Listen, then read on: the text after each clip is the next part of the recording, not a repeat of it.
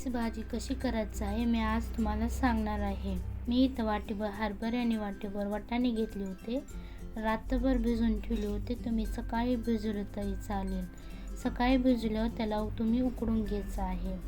इथं मी झाकून ठेवते आणि भाजीच्या तयारीला लागते।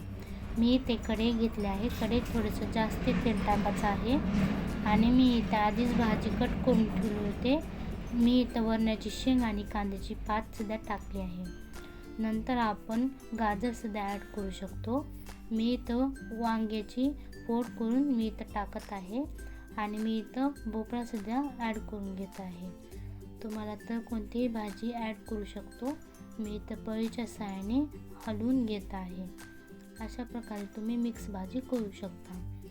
आणि मी इथं मेथीची भाजी आधीच नीट करून आणि कट करून ठेवली होते, ते सुद्धा मी टाकणार आहे।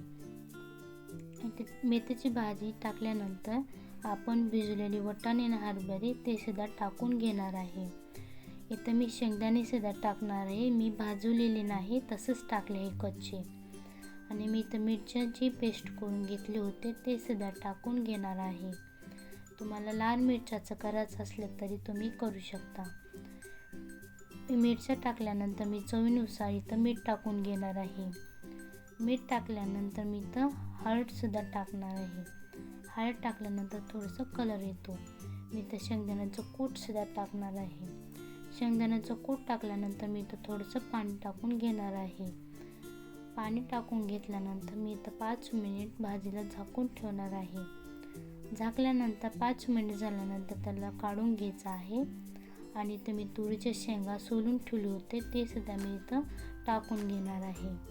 अशा प्रकारे मी इथं टाकल्यानंतर मी इथं सुद्धा 5 मिनिट अजून झाकून ठेवणार आहे।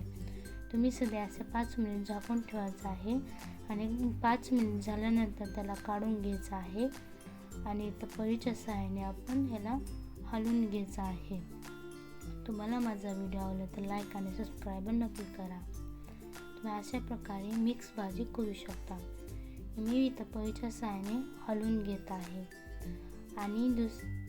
आणि मी इथे अजून थोडंसं जास्त हलवून घेत आहे, कारण की मी इथे चुलीवर करते म्हणून थोडासा धूर येत आहे। आणि तुम्ही बघू शकता एकदम भाजी छान दिसते। तुम्ही चपातीसोबत कशाही सोबत खाऊ शकता आणि एकदम मिक्स भाजी छान दिसत आहे आणि एकदम भारी दिसत आहे। तुम्ही नक्की ट्राय करा। Okay, bye.